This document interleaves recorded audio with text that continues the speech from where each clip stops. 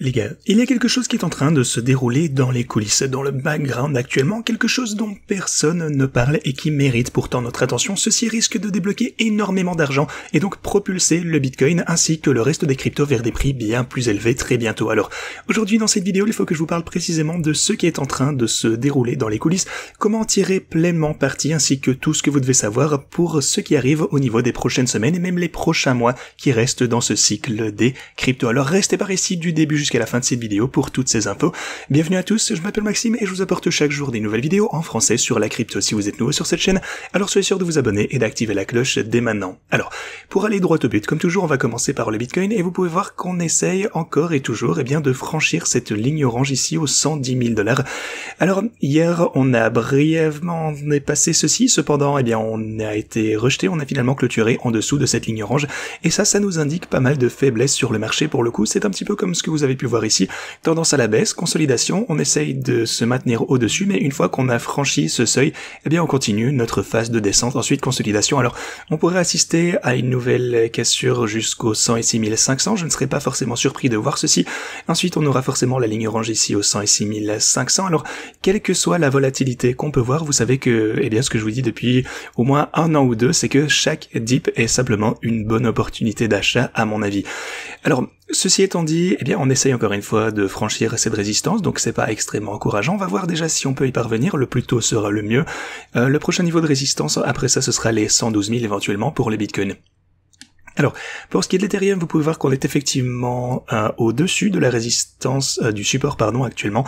L'Ethereum a eu un beau rebond ici. Si on parvient à rester au-dessus de ce point, alors le prochain niveau, ce sera 4366. Pour Solana, belle chandelle verte également. Donc les altcoins en général ont eu un rebond assez intéressant hier. Vous pouvez voir que XRP, pour le coup, lui, il est en dessous de la résistance. Alors toujours au niveau des marchés traditionnels, beau rebond également hier. Alors je vous ai dit que si on continuait à chuter, chuter au niveau du S&P 500, le support serait également ici, donc il faut garder un œil attentif là-dessus. Alors, pour parler de l'or, on continue de progresser lentement, mais on reste toujours dans une tendance haussière, donc ça c'est formidable. Mais quoi qu'il en soit, il se passe quelque chose d'énorme actuellement dans les coulisses, quelque chose qui risque de débloquer énormément de capitaux et qui va avoir un impact considérable sur les marchés de la crypto-monnaie. Mais avant que je vous parle de tout ceci, j'aimerais vous faire un petit point sur mes stratégies de trading. Alors, vous pouvez constater que pour le Bitcoin, Ethereum et la plupart des crypto-monnaies réalisent toujours de super beaux profits, même si j'ai acheté au sommet pour bon nombre d'entre elles.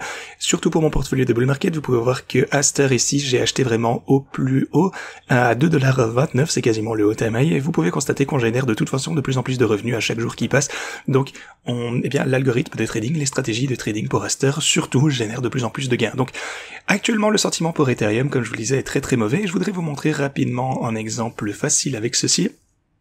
Alors, le RSI de l'Ethereum, ce n'est que la 19e fois en 10 ans que le RSI de 4 heures est passé sous la barre des 15, ce qui est extrêmement rare. Donc on a de la peur extrême pour l'Ethereum actuellement. Et d'ailleurs, si vous regardez l'intérêt ouvert pour l'Ethereum, on a connu l'une des plus grosses réinitialisations de marché hier parce que de nombreux investisseurs ont été liquidés pour leur position Ethereum. Le problème, c'est que, la tendance a l'air haussière, l'Ethereum vient d'atteindre un nouveau all-time high. Les gens, en fait, quand on voit ceci, pensent qu'il va immédiatement exploser jusqu'aux 10 000 $. Alors, ils utilisent énormément d'effets de levier, prennent des décisions un petit peu stupides, et c'est vraiment comme ça, en fait, que les gens se font liquider, alors que le marché est supposé monter. Donc, ils achètent l'Ethereum, et puis lorsqu'on chute, regardez, souvenez-vous, lorsqu'on a rechuté jusqu'aux 1500, c'était vraiment une opportunité énorme, même 1400 ici, c'était vraiment l'une des plus grosses opportunités que j'ai vues du côté de l'Ethereum, en termes de rapport risque-rendement, en tout cas, depuis les dernières années, et pourtant, personne n'en a profité, les gens étaient inquiets, on vous disait que l'Ethereum allait chuter à, j'en sais rien, 50 $. Mais le problème, c'est que les gens sont trop inquiets, ici en bas, et ils sont trop optimistes ici en haut. Bon, c'est la majorité des erreurs qu'on fait en tant que trader, mais il faut simplement bien comprendre que le cycle connaîtra de fortes fluctuations quoi qu'il arrive. Les scénarios sont différents, parfois ce sera Ethereum, parfois Solana, parfois BNB et d'autres. De toute façon, toutes les cryptos auront leur moment de gloire. Je pense que pendant ce cycle, ces cryptos de toute façon vont continuer à bien se comporter, et c'est pour ça également que j'utilise ces stratégies de trading. Donc, comme je vous le dis, simplement à chaque fois, laissez le temps faire son œuvre avec les bots de trading. On réalise simplement de plus en plus de profits durant cette période alors que même il ne se passe rien.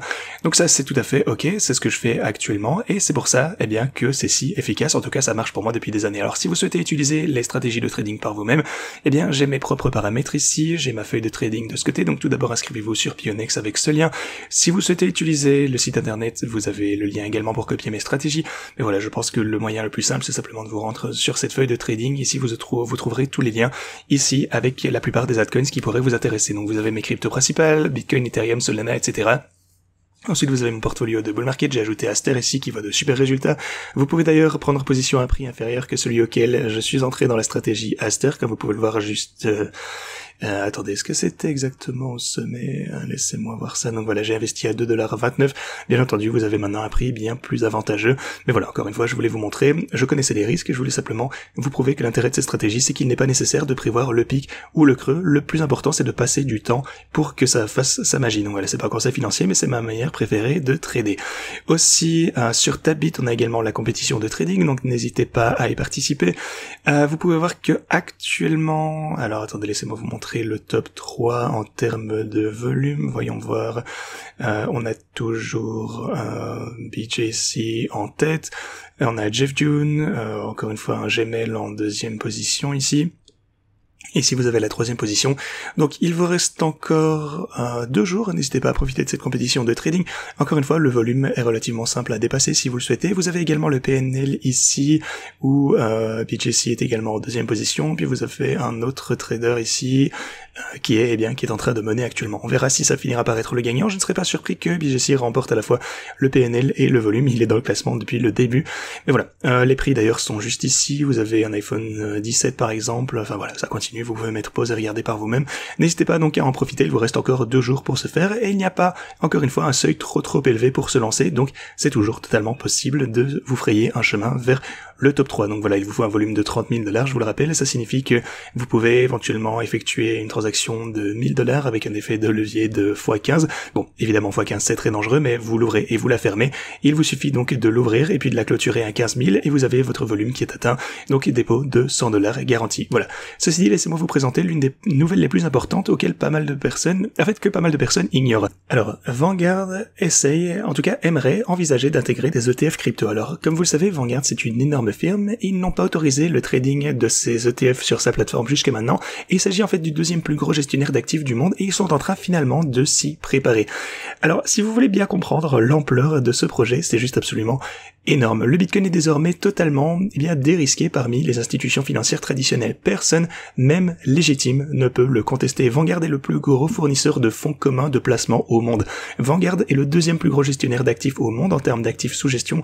Je pense que ça représente environ 10 000 milliards de dollars et ils servent 50 millions d'investisseurs dans le monde entier. C'est juste absolument énorme. Et si vous voulez savoir combien d'argent on peut espérer qu'ils y consacrent, jetez par exemple un coup d'œil à ceci. BlackRock par exemple recommande une allocation d'environ 2% au Bitcoin. Bon, 4% ce serait déjà un gros investissement. Alors pour être conservateur, si vous regardez les flux entrants dans les ETF jusqu'à présent, on constate qu'on a atteint de 50 à 56 milliards de dollars. Alors, on sait à quel point l'impact a été considérable au niveau des ETF sur le cours du Bitcoin et des cryptos en général. Cependant, si jamais on investissait seulement 2% de Vanguard, ça représenterait des centaines de milliards de dollars parce qu'ils disposent de fonds juste considérables. Donc, disons que ce ne sont, que 100 milliards de dollars, que, entre guillemets, soit presque le double de ce que tous les ETF ont apporté au cours de leur histoire au Bitcoin et au crypto. C'est le double. Donc, ça va totalement accentuer la pression sur les acheteurs une fois que le lancement sera effectif. Alors, quand est-ce que ce sera le cas? On n'a pas vraiment de calendrier précis, mais ça devrait arriver d'ici, peu de temps. Alors, ce que j'aimerais également souligner, j'aimerais vous montrer ici l'indice avancé du sentiment sur 2 semaines qui est passé d'une tendance haussière à une tendance bearish en seulement 2 semaines. Alors, généralement, on observe un rebond intéressant lorsque ça finit par se produire. On verra si ça peut, être maintenu ou pas. Pour moi, de toute façon, chaque opportunité pour le Bitcoin d'acheter les dips est juste excellente.